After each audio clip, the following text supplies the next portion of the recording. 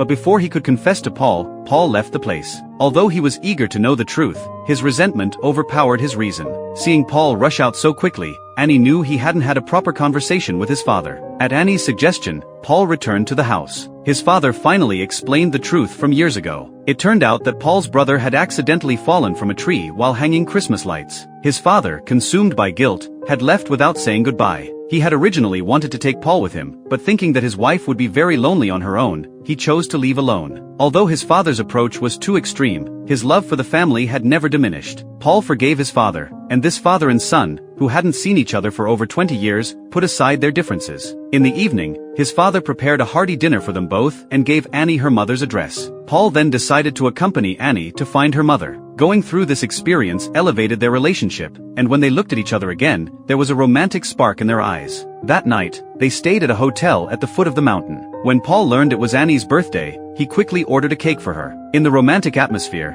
they danced together and spent a sweet, romantic evening. The next morning, Annie left without saying goodbye. She left Paul a letter saying that after spending these few days together, she had fallen in love with him. But Annie was engaged to someone else, and to avoid getting in deeper, she left just like that. Paul ultimately decided to fulfill Annie's unrealized wish for her. At a hospital, Paul found Annie's mother. He told her that Annie missed her very much, knew her address, and returned the forgotten diary to her. Unable to forget Annie, Paul came to her apartment building on Christmas Day.